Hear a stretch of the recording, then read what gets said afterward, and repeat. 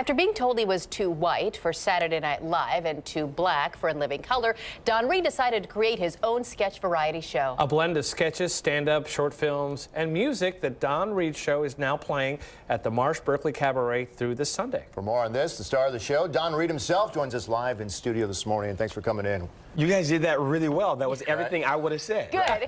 Usually it takes us 3 times around. Right, we practiced. We got it right that time, yeah. How do you do this? How do you create this show? And what's your priority? I mean, other than obviously making people laugh. I created the show based on the fact that I went through an audition process for Saturday Night Live. It was me, David Spade, and one other guy. The casting executive said, Lauren always takes who I pick. And so one guy, Dave Spade, went up, I went up, and then he's like, oh my God, there's an amazing audience screaming. But the word came back to the grapevine that Lauren Michaels said I was too white. I'm like, what is that exactly? Overly articulate? What is that exactly, right? And then in Living Color, signed contracts with Jim Carrey and Jamie Foxx.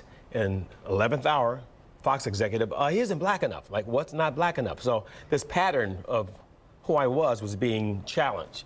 And so I just went my own route. Turns out now I'm doing a show that covers the spectrum as I do. It's a sketch comedy show. It starts with a monologue and moves into characters. Got it. Talk about, in the monologue, aging. I'm looking pretty good for 59 years old. Aging in this business or just in general? No, aging as a human being. Like the hair, This is not a look because I think it's cool. This is my last option. If I let my hair grow just for 2 months, it grows in a bozo afro just around this area here. What used to be a U-turn is now full cul-de-sac. Don't go down that street, don't go down there. Separate of the mainland, I can grow a Galapagos island, just separate unicorn, so African. you owned it. You're claiming it. You're confident. You're like, let me just do this. I hear the ladies love that. So hey, sometimes when it's smooth, you know. Yeah, okay. I wanted to ask you, because you said something that really struck me. People have called me, you may not know it, I'm Latino. People will say, oh, you're white. Does that, I mean, it's a serious topic. Does that bother you? Because, you know, what does that exactly mean? People have said that to me all my life, too. How do you deal with it?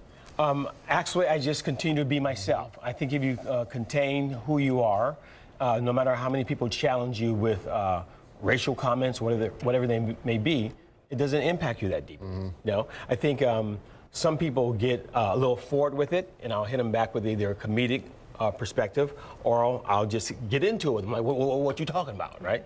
Have to do it sometimes. So your show finds you back at home in Oakland in the Bay Area during the holidays, kind of a key time for many people. What are you planning to do when you're here? I'm going to go hiking with someone I'm in love with, Allison Roberts. Oh my goodness. Yes. Allison Roberts. Oh, did you hear that? Did you hear that on the news? Tell us more about Allison Roberts. And she's from here, because you don't live here anymore, but you have reconnected. I come up here to perform, and we're reconnecting now. Lovely goddess, who I'd like to spend the rest of my last days with. Well, don't tell us, tell her. I'm telling you right now, Allison, do you hear me? I think she does. Wow. Yeah. Let me ask you, over the years, although we could talk about Allison, this for a while, no offense, Allison, but I'm curious because your college years and years after, when it comes to your writing, how has that changed to who you are today? Has your writing changed? It's changed quite a bit. I started out doing a number of things that were kind of just surface level.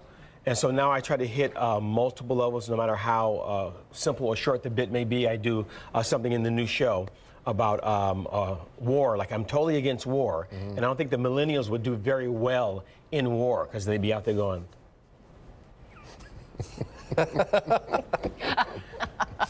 Checking Insta.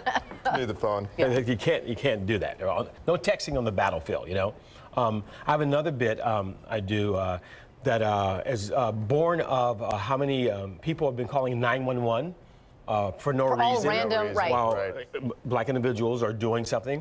And so I put on a little blonde wig, and the woman's just like, okay, 911, I have an issue. I see an African-American individual. He is wearing dark clothing. He's wearing he has some kind of bag with him. He's surreptitiously going from home to home. Oh, you're saying that's the mailman. Okay, very well, very well. Not an issue. Okay, very well. Well, I know your show's been selling out. Yeah, it has been selling out. Not many days left. Yeah, not at all. Thank you for coming in. Good luck with Allison. Thank you so much. Have fun on this hike. Oh wow, this turned into a nice pump. Yeah, it did. I can't wait to hear more. All right, I want you to get to the show. We have all the ticket information you could possibly need waiting for you now at ktv.com. You'll find it in our web link section under the Mornings on 2 tab. It's also on the KTV mobile app. Don Reed, congratulations and thank you. Thank you so much. Perfect. When we come back, we're going to talk live with one of the stars of the hit show Gotham. Also, winter produce for your holiday table when you have dinner with Allison, Don. Allison Roberts. Yes.